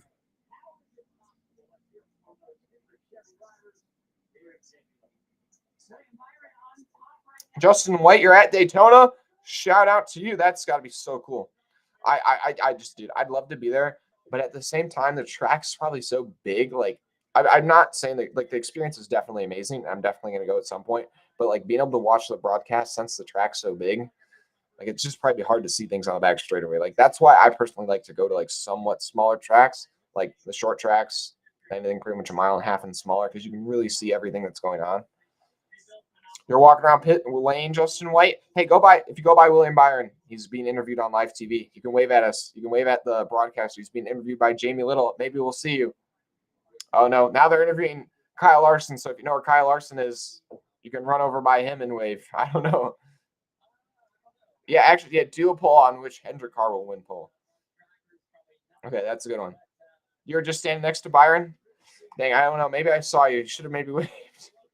I don't know. I have no idea what you look like, but I love it. It's not even what team wins pole, it's just what Hendrick car wins pole. What Hendrick car wins pole. So we'll go in numerical order. Larson, Elliott, and then we got Byron. Imagine if Trackhouse snuck in and got 1-2 front row. That'd be amazing. I mean, I know a lot of people would be like, Hendrick fans would be like, man, come on. But, like, at the same time, that'd just be so unexpected, but, like, so great. So, and then Bowman. Okay, so the tab is up. Yeah. Over 50 likes, 54 likes. I appreciate you guys. 85 of you watching right now. I appreciate it. If you just tuned in for the first time today and dropped a like and subscribed or whatever, I appreciate that you're enjoying the content. If you just subscribed for the first time, let me know in the chat, and I'll try and give you some recognition because, you know, shout out to you. You're joining the Freeman Motorsports family. The 21 of Harrison is fast. Yeah, I think all these guys are fast. I think the Hendrick cars are definitely a bit faster than the other 6 that are in this. I mean, we saw that in the first round of qualifying. Maybe those guys were hiding something for the second round. Now, I don't really think that's the case, but maybe. Or the Hendrick cars maybe all messed up or something, and that allows somebody else to get on the front row. But I think Harrison Burton definitely is probably the biggest surprise for me personally in terms of qualifying. I'd not see him getting into the second round. I mean, I thought he'd be all right because the Penske cars are fast, and that's a 4th Penske car. But I mean, so far exceeding my expectations. Justin White, I subscribed a few minutes ago. Shout out to you, Justin. Thanks for subscribing, guys.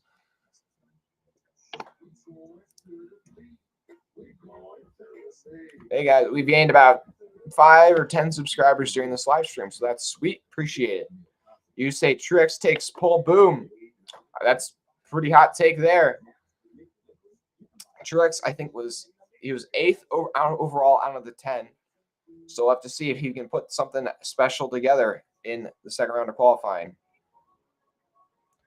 Dude, I hope this does not take too long because I got other things to do tonight. But it's so be it. It could be worse. Byron, I guess, well, actually, yeah, Byron was the fastest in the first round. So you guys are using sense and picking him for first. And then Larson is the lowest with 15%. And I'd probably agree with that because Larson, even though I guess he was great at everything last year, he was great at everything except super speedways. The curse continues. But I think the fact that he made it to the second round of qualifying is like way better than he's ever done in a super speedway. I remember keeping track. I like Chip Ganassi, I think, in qualifying. I think he hardly ever was in like the top 20. Like, he was not in the bottom 30, but like he's already in I always say in like that 20th to 25th range. just subbed XX Slayer XX. Thanks for subscribing. I appreciate it. Welcome to the family. I need to create some sort of like signature celebration, like a woo woo or something, but that's that's too simple. We need something more charismatic or more lively. So hopefully Biffle makes it in the show tomorrow. Yeah, okay. So Gregson and Villeneuve made it in. And so I want Villeneuve to make it in just because that's like a big name. And I want that team as well to do well since they're kind of from like a whole different, market of NASCAR, And then in terms of the other open cars, I kind of wanted Hill to make it in because everybody loves Timmy Hill. But more than I wanted Hill to make it in, I wanted Garala and Biffle to make it in. So I was kind of hoping that Gregson wouldn't make his way in. Not that I don't like Gregson, but just because I know he'll have more shots, whereas I don't know if these other guys will necessarily. So that was kind of my psychology behind that, my reasoning behind that. But that's not going to happen. So I'd say I just want Biffle and Garala to make their way in tomorrow because I would feel bad because both MBM cars wouldn't make it, but I don't know what you can do.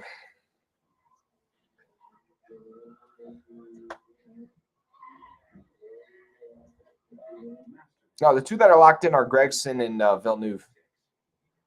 And then it's Biffle just missed it by the slightest of margins. And so did Garala. And then here's the thing. I also want those guys to make it in because I know Hill and Yeley are not going to be competitive. I mean, they were both like a second off the next fastest qualifying time. I understand they don't have a lot to work with, but I mean, there's nowhere near the pace of the other open drivers or literally anybody in the field. Like they would be like the Rick Ware cars. You remember the Rick Ware cars in last year's Daytona 500? Other than in the last year's Daytona 500, the car's freight training for like 150 laps because everybody wrecked out on lap 15. The only interesting thing was them passing the Rick Ware cars like every 10 laps because the three of those guys would just go a lap down because they were running so slow.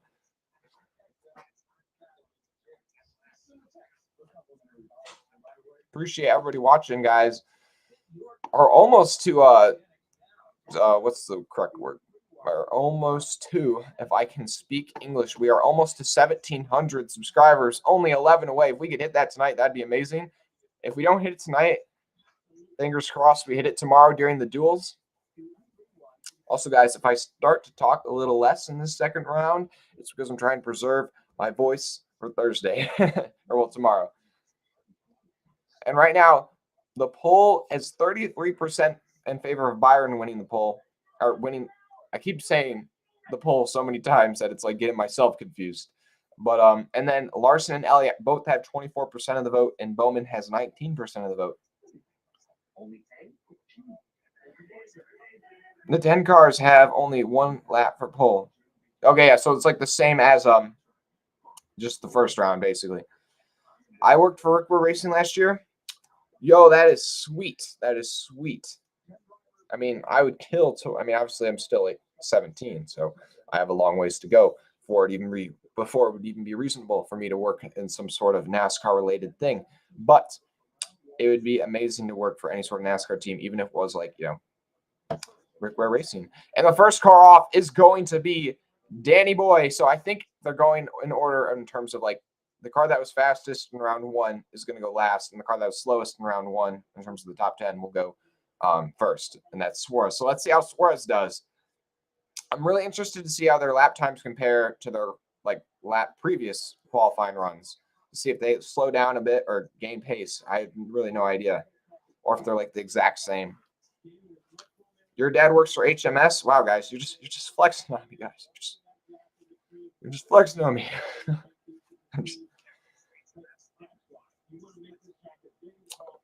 Brand, I don't know. I can't tell if you're being serious or not now because I feel like everybody's just trying to say this so that way. I'm just joking. If you do, that is sweet. You worked at the shop. You did go to some races. Now here comes Suarez to start his first time to lap. Let's see how he does. He's sticking his hand out the window. I want to see if everybody sticks their hand out the window, if they think it just doesn't have enough benefit. I mean, it probably does something, but I feel like the other thing is maybe if they stick their hand too far out the window, it may be slightly counterproductive. Who knows? And at the other time, it's in the other mindset, it probably hardly does anything. Which hardly doing anything may be enough. Appreciate nearly 90 of you guys watching right now. 57 likes.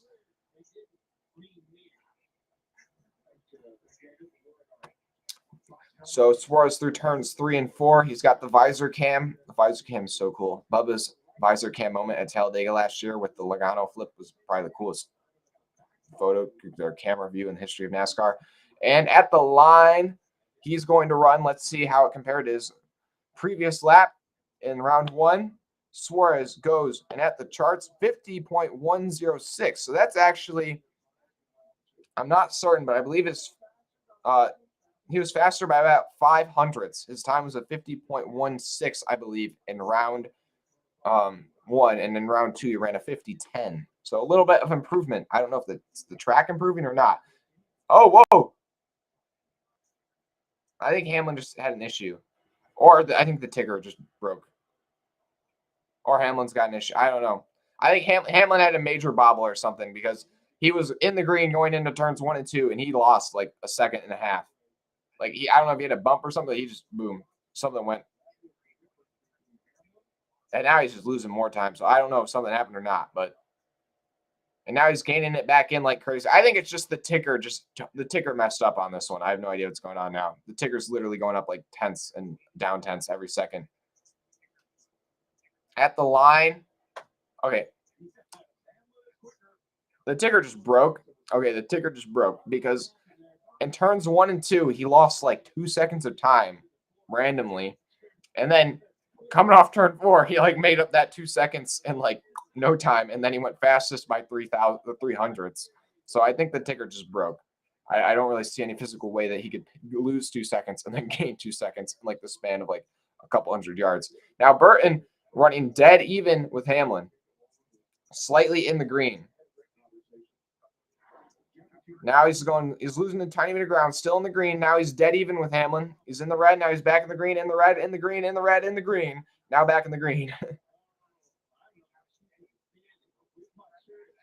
Oh, boy.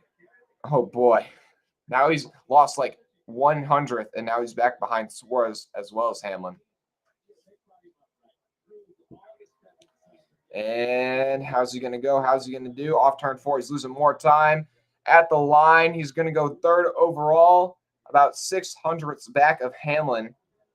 I'm not quite sure how that compared to his round 1 time. I think it may have been slightly slower, if I'm not mistaken. So now here comes Martin Truex Jr., whoever it was in the chat that predicted MTJ to go on pole. Let's see if he can do it here. At the line, going down into turns 1 and 2. Is he in the green or is he in the red? And right now he's in the green. He's in the green. Oh, now he's back in the red a tiny bit. Oh, now he's in the green again. I think the ticker's messed up again. The ticker is like, I don't know. It's confused to right now. I can't even tell you what's really going on. It looks like he's ahead of Hamlin, but the ticker's saying he's not, even though he's in the green. I'm so confused.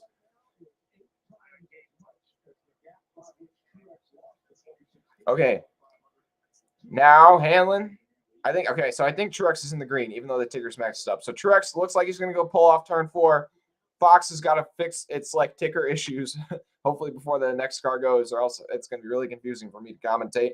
But at the line, Truex goes first, and he goes first by nearly a tenth. So he broke 50 seconds. Only one other car that wasn't a Hendrick car broke 50 seconds, and that was Almirola. So solid time there. Here comes Chastain, the second track house car. Can he beat Truex this time? Let's see. He's right on top of Truex down in turns 1 and 2. Is he going to lose ground or gain ground in turns 1 and 2? He's losing a bit of ground, but not too much. Right now he's in about that 3rd place range ahead of his teammate Suarez.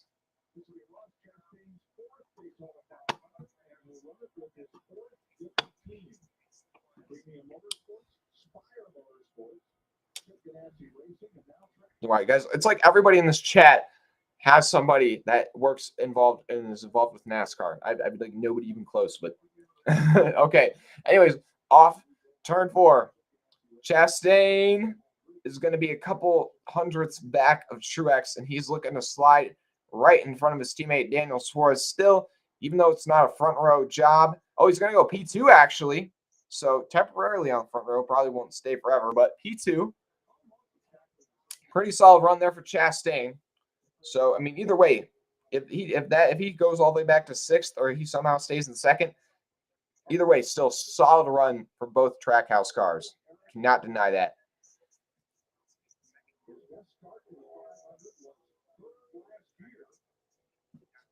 And Almirola is in the green by a couple hundredths. So he had a fast time around 1. I thought it may have been slightly a fluke or just a really solid run there, but I didn't know he could repeat it. And right now it's really looking like he can. And he's looking like he's in the green. Almirola could get on the front row and break up that Hendrick 1, 2, 3, 4. He's got about half. He's got 5 hundredths on him right now.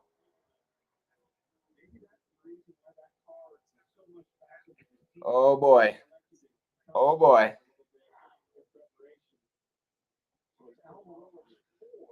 And off turn 4, he is like gapping Truex. Like, this is a great lap by Almirola, and he's going to run it at a, what is it going to be? It's going to be in a 49.854. Now that was up there with like Bowman and Elliott.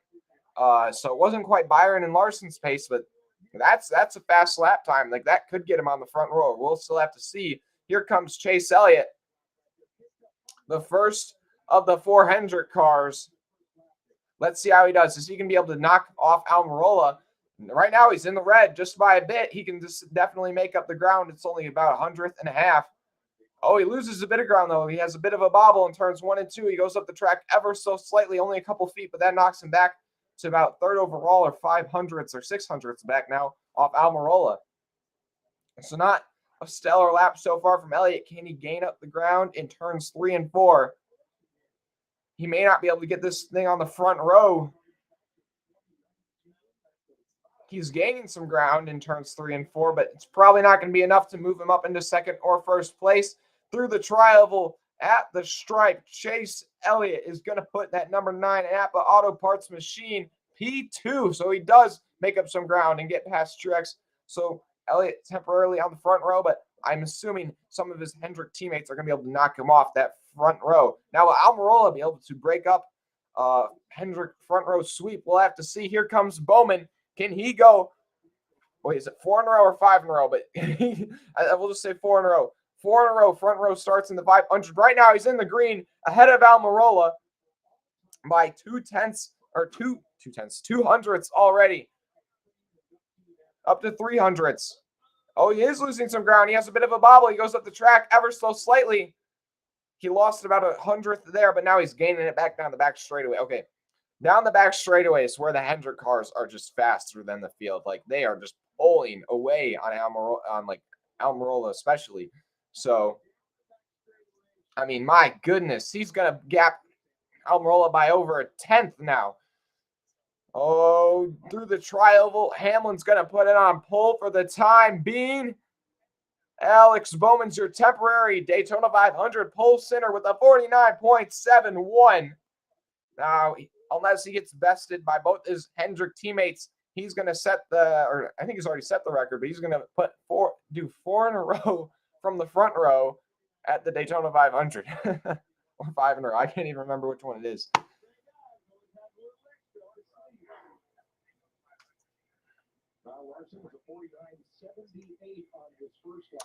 Okay, here comes Hendrick. Here comes Larson, basically the Hendrick car. And right now he's in the green ahead of Bowman by 2 hundredths. Can Larson break his super speedway curse, at least in qualifying, and put it on the front row for the Daytona 500? Oh boy, please Larson, let's go. It's slow. Let's go. I'm sorry if I just blew into the mic. Okay. Through turns 3 and 4, it's in the green. 3 hundredths, the gap separating him and Bowman. Like, such a small margin, but such a big margin at a place like Daytona. He's losing some time off corner exit. Will it make big enough of a difference? And at the line, Larson goes on pole. Yes. my voice is like not dead, but I definitely can't yell. So, yes. Woo. Now, Byron. Can Byron take it away from Larson? I think he will, man. Oh, I mean, it really doesn't matter, but will he do it? I almost don't want to look. I don't know why I'm so nervous. He's in the red just a bit, but he's probably can pick up some ground. Oh, will Larson put on the pole? Oh, he actually lost a bit of ground there in turns 1 and 2. Oh, boy. Actually, Byron's not looking too great right now. He actually may go third. So Bowman may get that front row spot. We'll have to see. It's right now, Bowman could actually get that front row spot. And the rate that Byron's losing pace, he may even go back to third or fourth. We'll have to see. It's going to be a 700th gap. The difference between him and Larson at the line. Where's he going to go? Will he be on the front row or no?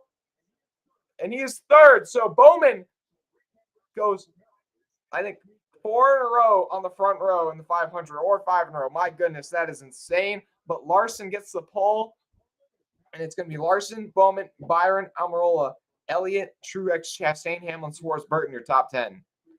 Oh, my gosh. Has William Byron always shown as William Byron Jr. on the board? Did it say William Byron Jr.? I wasn't even paying enough attention. What's on the news?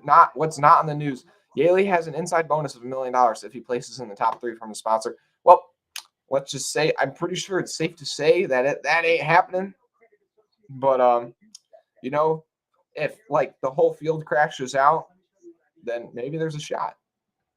Even then, I feel like I wouldn't be if Yeley was like one of like 4 cars still on track and he only had to get a top 3 finish. I still don't know if I'd bet on it. I really appreciate everybody who's been watching. I'll keep this going for a bit longer. Really, the only 4 spots that mattered in this were Larson and Bowman going on the front row.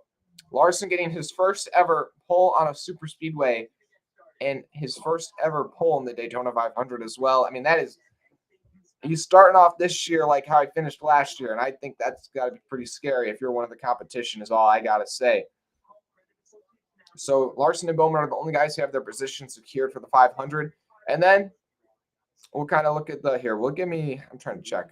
We'll give me the whole run order. Let me see if I can find the whole run order somewhere on here. Trying to find it.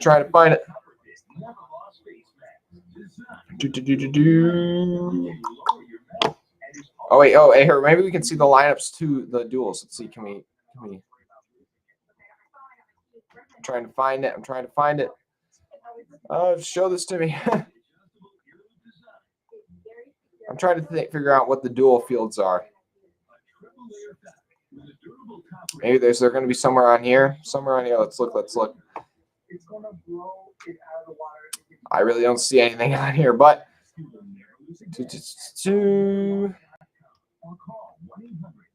I don't know. I can't find anything on here, so that's kind of annoying, but I guess so be it. Well, I can't find the actual order for everybody outside the top 10, but I mean that doesn't really matter because the duels are what really decides everything.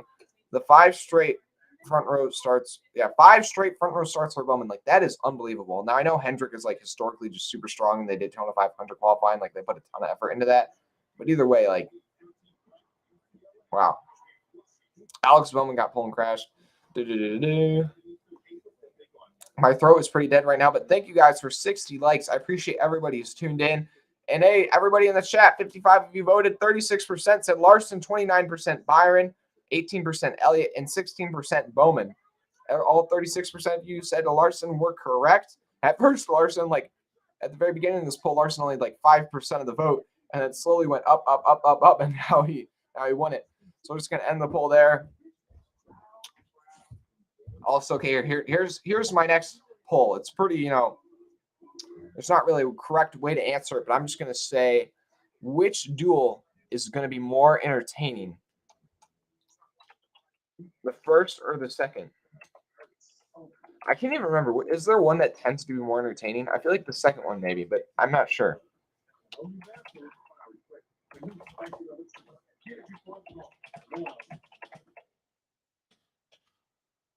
But either way, I appreciate everybody who's tuned in tonight. All 62 of you guys who've dropped a like, especially appreciate it if it's your first time tuning in.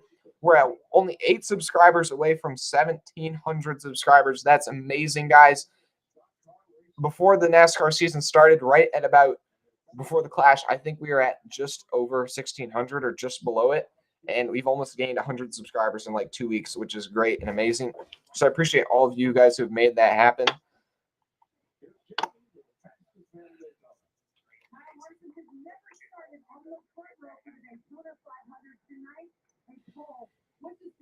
Appreciate everybody who's tuned in tonight. Like, it's been another almost record-breaking live stream. Each one of these live streams so far this year has been like gone way beyond my expectations. So that's been great.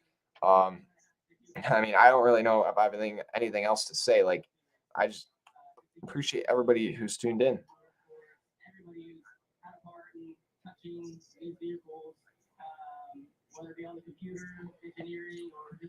But we got, they're interviewing Larson right now. I'm just going to try and relay some of the things he's saying.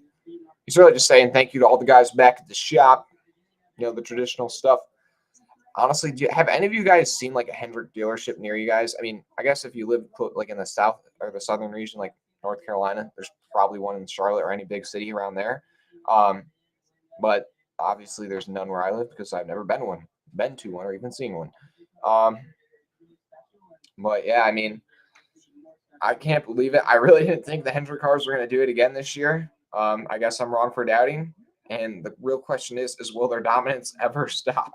The only car that even really seemed to put up a fight was Eric Almirola out of nowhere compared to like all of his other teammates were not bad, but like 15th to like 25th or so.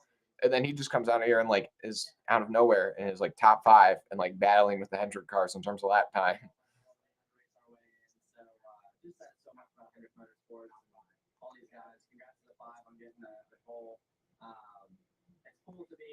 Now, now the only burden that the 48 and the 5 have to deal with is making sure they don't wreck their car in practice or in the duels. So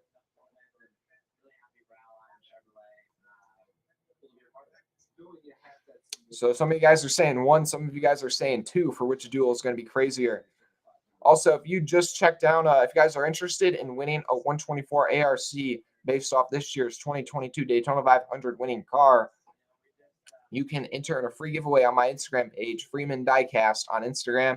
A link to my page in the description below, or just look up FreemanDiecast on Instagram. Appreciate anybody who's checked it out. Also, guys, for any of my people who really follow these live streams closely, we are going to be appearing on like the 100,000 cameras things that NASCAR or like Fox does or whatever. I don't really know who technically does it, but it's just you guys know what I'm talking about. Our live stream from the Busch Clash will be appearing on the 1 tomorrow after the duels.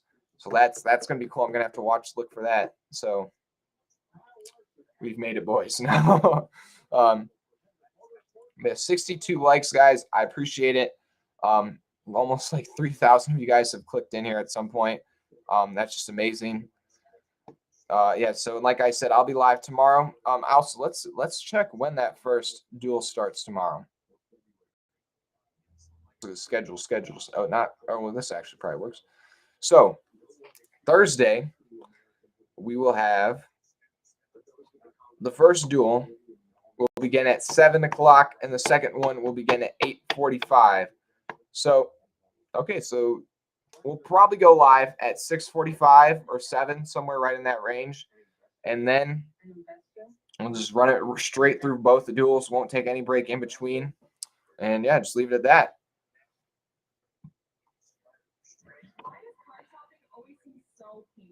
Extremely desirable. Hello. Rooting for the number 955 JJ Yeley in the Hex coin car. Hex $19 pulse chain coming soon. Name founder. That's cool. I saw you. I saw something on your guys' page actually. You guys, I think there was some Hex thing that gave a weekend preview for the Daytona 500, and I watched that for a bit. That was somewhat entertaining.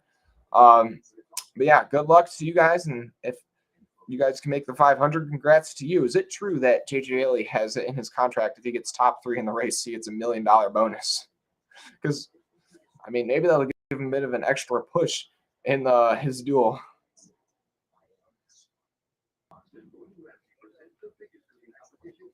But, yeah, I mean, we'll be turning off here just in a second. Up to 1,694 subs, guys. Only 6 away from 1,700.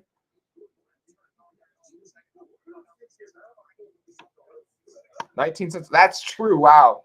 That is unbelievable. I actually can't believe it's definitely some good encouragement to the driver. If I was driving that thing, I would definitely be driving it a bit different than if that was not the case. But yeah, guys, if you just subscribed for the first time, let me know in the chat, and I like to give you some sort of shout out, just say woo woo or just something, just because I wanna give you the welcome to the Freeman Motorsports channel, to the family. Yeah, it's been a really fun one. And do I race? No, I am. It's something I'm gonna try and get into maybe once I graduate, like our side hobby. But no, it's not something I do. It's something I would love to do, but we're gonna stick to commentating for now. Anyways, guys, I'm gonna turn this thing off here in just a second, but I appreciate everybody who tuned in. It was a really fun one. We gained, and now we're only 4 subscribers away from 1,700. So we're gonna run this out a little longer. Can we squeeze out 4 more subscribers, get us to 1,700? We've gained like 4 over the last like couple minutes. So if we can get 4 more somehow and get to 1,700, I'd appreciate it.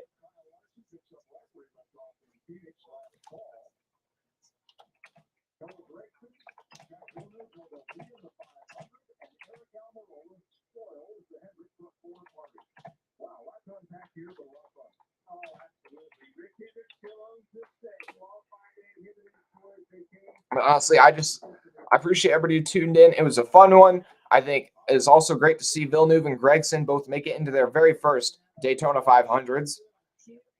Congrats to them.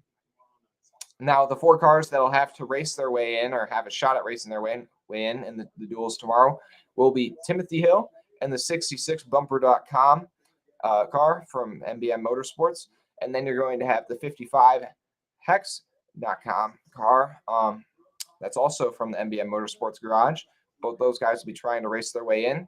And then, they're showing the lineups for the duels. So here, I'm going to let you guys know who's in what duel in terms of the open cars. So in terms of open cars having to race their way in the first duel, there will be Kaz and JJ Yeley. Whichever one of them finishes higher will race their way into the Daytona 500. So extremely desirable. Subscribed. I appreciate it. Welcome to the Freeman Motorsports family, and your car will be starting in the first duel. So good luck with that. He's going to have to beat out Kaz and the money team to be able to work his way in. And I believe he's also got to beat out Noah Gragson, because NASCAR is like really weird rules with how this works in terms of the open cars. Anyways, that's besides the point. But yeah, in terms of big names in the first duel, you've got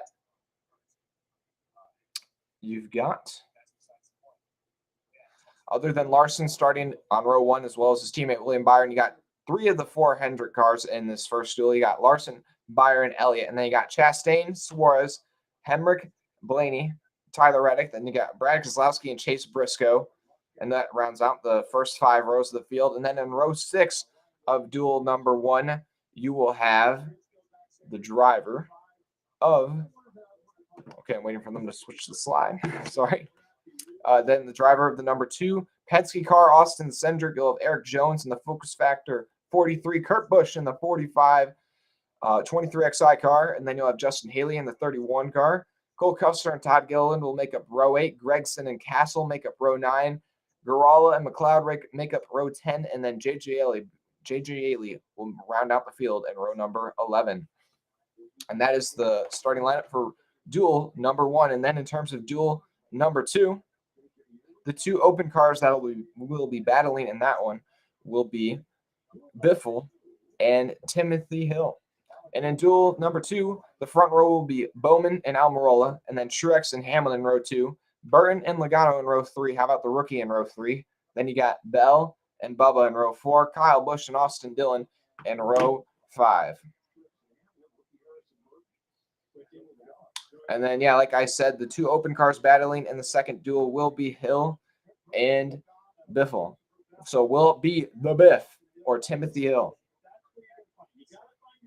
Then you got Michael McDowell and Ty Dillon in row 6, the reigning Daytona 500 champion. Then you got Kevin Harvick, Chris Buescher, Corey LaJoie, Ricky Stenhouse. Will it be Ricky Stenhouse or Ricky Stenhouse? Cody Ware, Jacques Villeneuve, who's already qualified his way in on pace. Then you'll have Greg Biffle, Ryan Preece. Wait, Ryan Preece. It's David Ragan, but they messed up the graphic. It says Ryan Preece. And then they'll have Timothy Hill rounding out the field.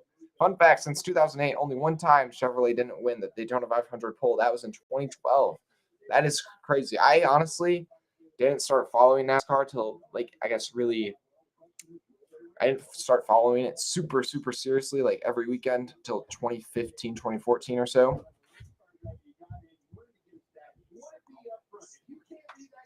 But, yeah, appreciate everybody watching. We're at 1,006. Oh, we're at 1,700. We're at 1,700. We are at it. Wow. Okay, we did it. We did it. We did it. Thank you to everybody who got us there. Oh, my goodness, guys. We did it. We're at 1,700. This has been amazing. We've only done like a weekend and a half of live streaming NASCAR races, and it's already like blown out every live stream from last year, like combined. And that's just been amazing. And I love it. And I love it. Thank you guys who've tuned in. Almost over 3,000 of people have tuned into this live stream at some point. 50 of you or so watching right now, and we are at 1,700. How about that? Oh boy, that was amazing. Well, like I said, I'll be back tomorrow for both the duels, and I'm gonna stop it there. I appreciate everybody who tuned in and subscribed for the first time, as well as all of my subscribers who've been here since the very beginning or whatever. You can quit your day job now and make money here, says David Inge. I'm very close. I'm very close. I have the subscribers, but if you know anything about YouTube or the way that monetization works, is you have to have view hours, which is basically a view minute is like when somebody spends a minute watching your video.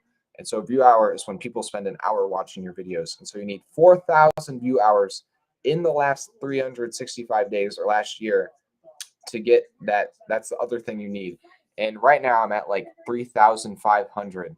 And each of these live streams have been getting me like a couple hundred. So we're getting really close, which is like last year I felt like I was never going to get there. And so far in like a month or 2 months of 2022, it feels so close. So appreciate everybody who's been tuning in. That's all for now. I'll be back with the duels tomorrow at 7 p.m. Eastern. And that's it. Good luck to everybody.